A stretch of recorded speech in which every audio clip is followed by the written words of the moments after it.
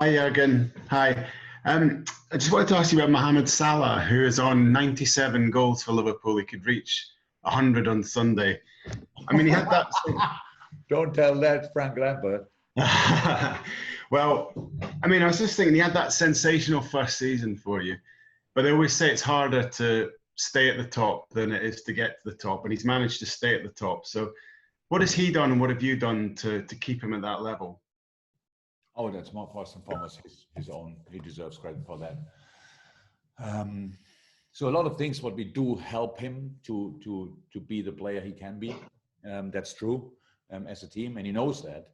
But apart from that, you need to have a specific personality to just invest so much. And by the way, he's not the only one, really not the only one in the squad who's doing it, but he's doing it as well, because you ask the right question when you say you score around about 40 goals in your first season, and quite a few players would say was nice. And now let's think about other things, how we can make life even more beautiful, but not life on a football pitch, the other part of life. And he's exactly the opposite. He was really, he stayed greedy. He stayed very determined. His work rate around the games is exceptional.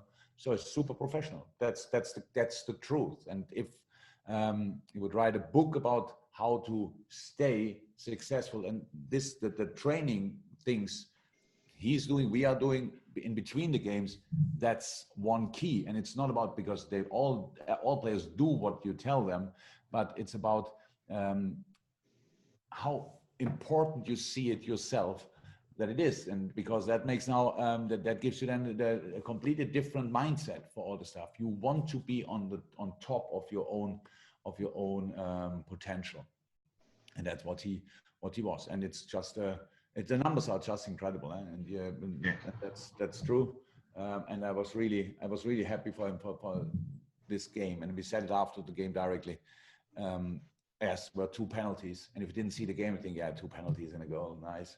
But if you saw it, this game was a 3-goal performance, 100%, if not more. And so, yes, good start. Long may it continue. Steve Bates is next with a hand up, and at the moment they're the only hands I've got up. Steve Bates.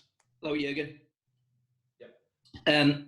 Jurgen, just following up on that, I noticed after after Mo had scored his hat-trick against Leeds, you said that he was often undervalued, even at the club, not by you and your staff, but sometimes by supporters who maybe don't quite appreciate just what you have.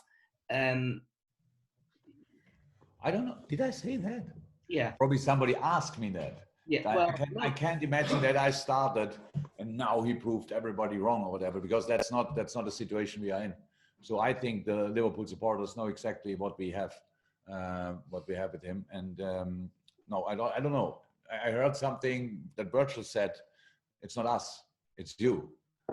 So in the team, absolutely 100%. It's not that we carry more because he scores so many goals through the sessions and tell him, so please, that's your spot, and now please finish the situation off.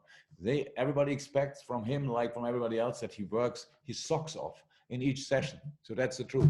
But that doesn't mean we appreciate 100% what we have with him, and exactly the same way with other players, because I think that the last year, I'm not sure when it was, but then everybody was like, Sadio Mane, and what the player he is. So now he didn't score 3 goals in the first game, and now we put one on Podest and forget the other one, and Bobby played in between and all that stuff. So these kind of things, so we are not like this. So we expect from them that they do their best, and that's what they deliver, and sometimes it ends up in scoring and sometimes not. But the story this team wrote together is because they constantly push each other. But appreciation in between each other couldn't be bigger. They like playing together, and they really respect each other. So that's the situation. But I would never. I don't know how the public sees actually Mo Salah. If you ask me, then I can hear a little bit that it obviously has different views, but I didn't know it. Yeah, I was also just to follow up on that. Obviously, his goal record and his numbers, as you say, are fantastic. I think his record towards 100 goals is almost, or if not, on par with Ian Rush. I don't know. To 100 goals. Now that says a lot, doesn't it? Oh yeah, for 100%. Yeah, actually, that's exceptional. But wherever you go, wherever you find a striker playing 4 years for a club, having these kind of numbers, there are not a lot in the world in this moment. So exceptional numbers, exceptional guy, exceptional player. Again, that was last week. Let's go for Chelsea. That's all.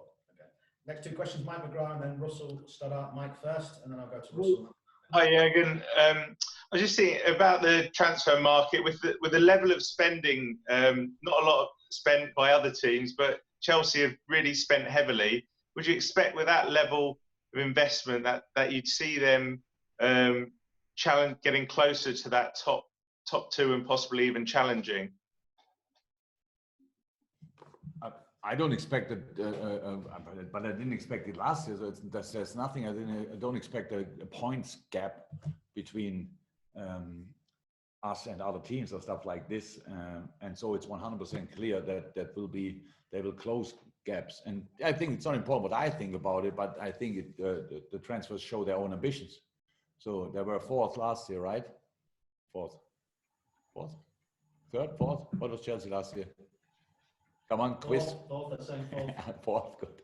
So where do you want to go from there? Yeah. So not a lot of directions really nice. So it's only one, and that's what Chelsea wants to do, 100%. So they trust Frank, and rightly so. He did an exceptional job, and now they brought the players together. But that's all. Okay. Last question, Russell Stoddart. Hi, Jurgen. It's been a tough start to the season. Obviously, Leeds presented their own problems last week. You've got Chelsea, Arsenal. You've also got Goodison coming up as well. Like you said, it's not a normal season. It was a very short summer break. Are you happy to have a tough start because it immediately gets the players on their toes, or would you rather just gradually have built into the season? Can you name me the teams which would give us that kind of start? Please, what would be a start where we can slide nicely in the new season? Against who would we play then? I don't see that. So it's the game. The Premier League game is difficult for each game is difficult for its own reasons, and that's clear. When you see it in the first place, you think, oh, somebody had an idea. Yeah, give us Leeds, send us to Chelsea, bring in Arsenal. Let's go to Aston Villa before we play Everton. Probably, I'm not sure, but. It's a tough one, huh? But now go through the Premier League and then tell me replace these 4 teams or 5 teams with other names and tell me that's easier. It's not possible. So it's all we have to start. We have so and all these games are really difficult. But yeah, I never really thought about it. 1 second when I saw it, I thought interesting, and that's it. So from then on, we just try to focus on ourselves, prepare the specific game, and go again.